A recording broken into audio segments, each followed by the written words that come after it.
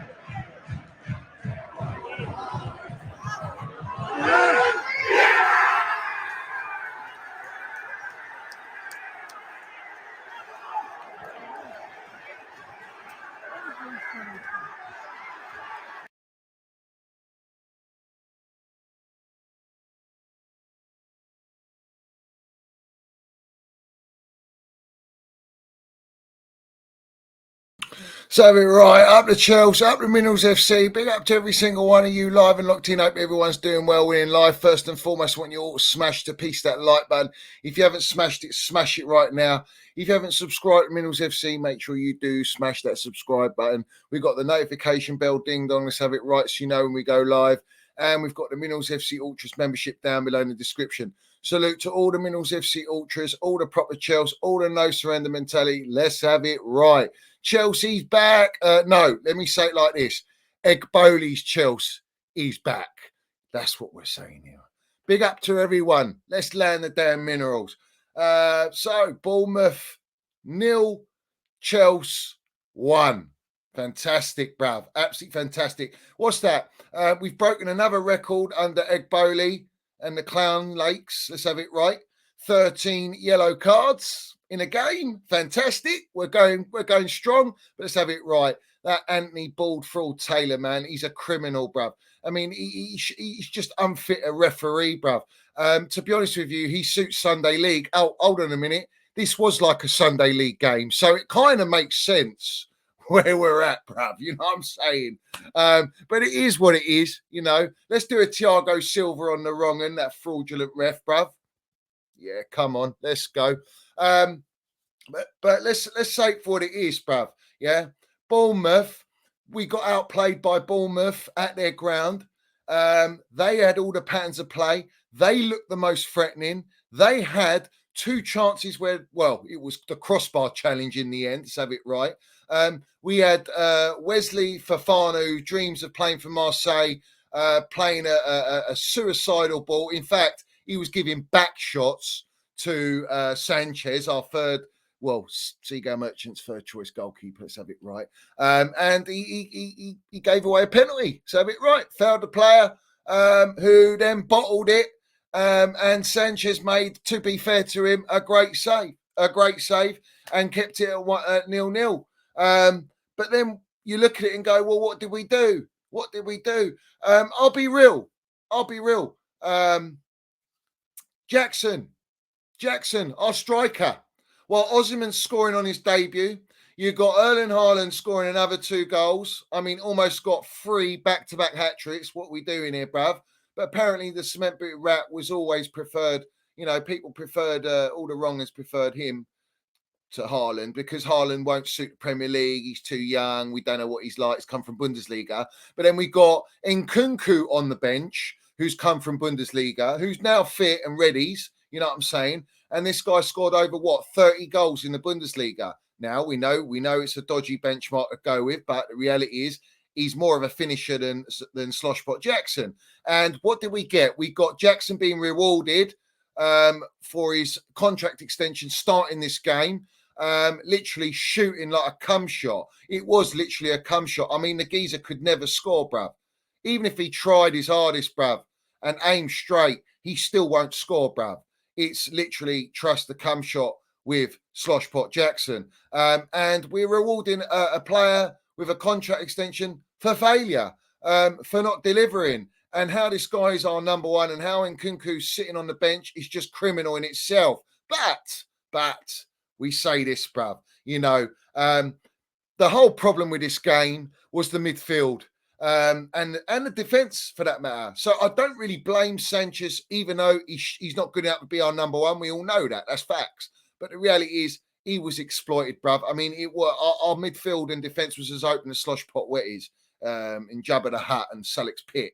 It's just like, Bournemouth were just cutting for us like a knife through butter. And that was very worrying. I'm very worried, bruv. I was very worried throughout the whole game. It was dross. I mean, the place stunk so bad. We stunk it out, man. Absolutely reeked of just absolute garbage for pretty much the whole game. But Bournemouth, credit to them, but they were toothless. They're absolutely toothless. Toothless like Wolves, who still managed to score 2 goals. And fair play to us, we kept a clean sheet in this game. It's a rarity. I think it's 13 games or how many games we haven't gone with a clean sheet.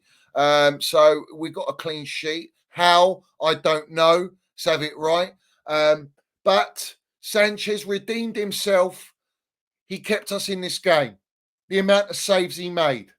And I'll be honest, their strikers, their attackers were shooting like Sloshpot Jackson. So, it would be absolutely horrific if Sanchez actually conceded a goal. You know what I'm saying? Because their shots were weak, bruv. What are we doing here, bruv?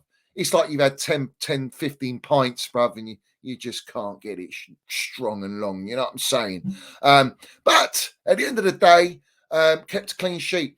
Now, Enzo Maresca decided to play disaster right back. Now, I'm not really going to blame him too much. We all know he's not a right back, but you got Chilwell there, who's been included in the 25-man squad, and you didn't want to play him left back and play Cucurella right back. You didn't want to do that. So you're misprofiling players. You played Viega in the midfield position where Enzo Fernandez, who's are obviously not very well, along with Drewsbury Weddinall. Maybe Drewsbury Weddinall's been to too many weddings, bruv, or standing in front of his Range Rover in his Crocs. I don't know what it is, bruv, but, they're good for photo shoots. Maybe they're not as unwell as you think. Maybe it's just I don't know what to say. I'll let you work that one out. Maybe they just weren't going to get picked, so what's the point? And Enzo Maresca got a free card there to not have to play Enzo Fernandez. And let's have it right. We won the game without him. We won the game without Enzo Fernandez. And our midfield was still dross. And our defence was still dross. So with or without him, it doesn't make a difference. And that's meant to be our captain, is it? What are we doing here, bruv? But the reality is you play players out of position. And you play Cole Palmer in a 10 in the midfield with an unbalanced midfield with Viega, who doesn't really play midfield. You could have even played Viega left back and played Cucurella on the right. But you didn't do that. You went for disaster. I mean, in one chance, he just done a scissors across and the ball just went through him. He's just calamity, bruv. I mean, it was just a shambles, really. It really was one of the worst performances I've seen us play. I didn't see any patterns of play. We had all the possession.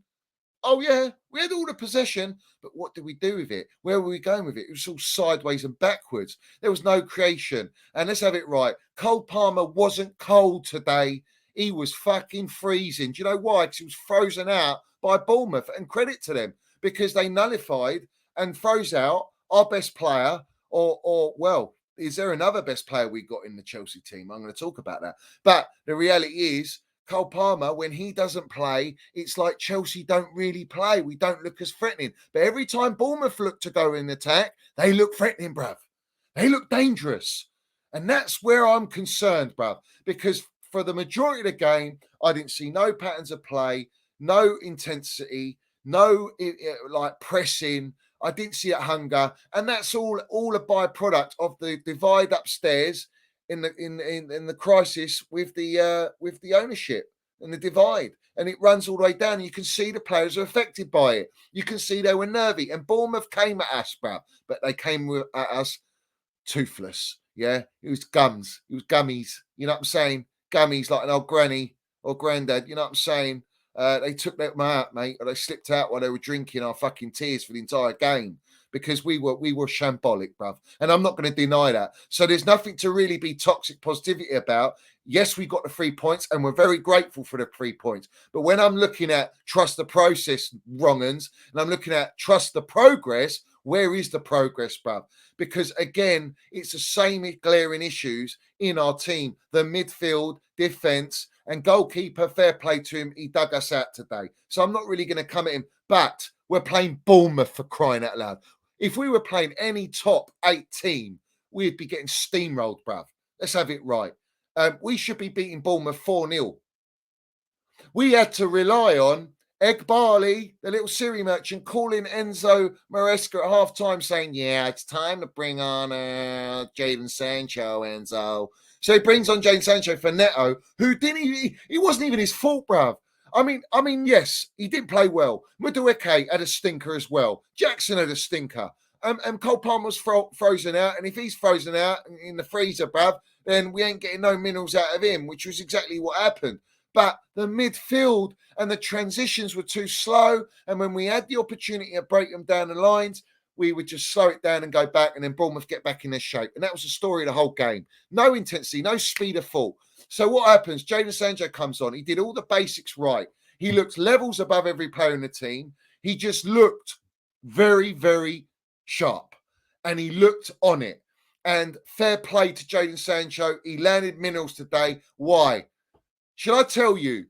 It wasn't Anthony Bald Taylor's yellow cards. The only card that this Bald Taylor couldn't deal was the get out of jail free card. Let's have it right. In Chelsea's Clown Lake Monopoly, yeah, it was the get out of jail free card from Nkunku and Jadon Sancho. And Jadon Sancho played that simple pass to where? Nkunku, mate. Nkunku. And Nkunku did more than what Sloshpot Jackson could do in the entire fucking minutes that he played in this game. And little twinkle toes, instinctive finish on the sort of falling back. Bosch sotters it in, and then we get the let's have it right. Limbs. Big up to Viega, running to the away end and all the Chels. I love that. Love that. Big up to him, bruv. Wants to play for Chelsea, man. I like this player. And he did well. Look, it's not his position. And he did the best he could do in the circumstances. But I have to ask Enzo Maresca, why did he make the changes so late that actually gave us a bit of balance? And you could see that Bournemouth were tiring, and we took advantage of that, bruv. We literally took advantage of that. And respect to them. You know, Colwell looked a little bit more composed. Fofana had an absolute stinker. Let's have it right. I don't think he's going to come back the same player. And I'll be real. When João Felix came on, didn't do much, but he showed a bit of holding the ball, just basics, but nothing creative. And this is my concern. We had to rely on individual brilliance yet again to dig us out and bring on about £150 million worth of players, 3 players for that matter, to come on and try and salvage a result against Bournemouth. And that is not fucking good enough. The mistakes are glaring. This was like Sunday league level, bruv. Yeah, they need to wake up sharpish, because they're a long way from Starbucks. They're a long way from absolute glamour. And this gaffer he's got a lot to learn, bruv. A lot to learn. But let's have it right. He's always dictated which players to play. And we can see Jadon Sancho has to start next game, and then Nkunku has to start next game. You know what I'm saying? Why is João Felix not starting as well? You know, Madueke's played international minutes. Why doesn't he have a rest and start Cole Palmer on the right? Because when Cole Palmer's on the right, we look a little bit more balanced. And yeah, João Felix in the middle. But again, midfield's a glaring issue. The defence is a glaring issue. And our midfield and defence was giving back shots to Sanchez, bruv, and he'd done exceptionally well. So salute to him. Personally, I would give the man a match to Robert Sanchez, because he literally saved us in that game. Yes, we got the goal through Jadon Sancho. Well, I wouldn't say it's the most exquisite assist. I mean, it's a pass, and Nkunku had to do a lot there. and he done exceptionally well. And his celebration tells you everything that he's saying, I deserve to play. But obviously, we're rewarding players that are being rewarded with failure. We're rewarding Enzo Fernandez for being a racist. Do you know what I'm saying? Giving the captain's armband, wearing Super Frank's number 8. What we doing here, man? It's a shambles, bro. But it is what it is. I'll leave it there. That's my thoughts on the entire game. I'm very happy with the 3 points, but the reality situation is there is no progression here, and that is a fact. I'm worried, and against any top team, we ain't winning that game. We were so lucky, bruv. Hence the get out of jail free card that didn't get dealt by anyone except 2 Chelsea players. Let's have it right. So, big up to everyone in here. Smash the like button, hit the subscribe button, put all your comments down below. I'm going to leave us with, well, you know who, Don Roman, because he is the greatest owner in world football. And we miss him dearly. And it's Egboli out from me, and it will always stand like that. And when you've got a civil war with the ownership, you can tell it's trickling down to these players, and it will wear everyone down, and the pressure will mount. But fair play to our individual brilliant players that land the damn minerals. And I'm looking forward to seeing Jadon Sancho start on the left. But what are we going to do? We've got so many wingers and attackers. Where are you going to fit him in, mate? Enzo Maresca's got a big problem when the main problem is this. The players he has at his disposal are not suited to possession-based football. They are suited to counter-attacking football, which is why we've scored the most goals counter-attacking. Let's have it right. So Enzo's got a problem to solve. And unfortunately, that's the repercussions of when you don't back a gaffer and you're backing AI scouting and you're backing nothing but a model to make money. So have it right. And shout out Paul Merson, who said it for what it is. Cole Palmer will be sold. That's what it is. Jackson will be sold in a year's or few years' time. That's what the model is. And then they'll bring other players through, and you're never really going to build. It's all a myth, bruv. But I'll leave you with Don Roman. Put all your comments down below. Smash the like button, and let's have it right. This background here, you can see that's Chelsea. That's Chelsea. And until I see trophies and success, this is not Chels. So big up to everyone. No surrender mentality. Up the Chels, up the Minerals FC. Egboli out. Salute all the Minerals FC ultras. Let's go. Roman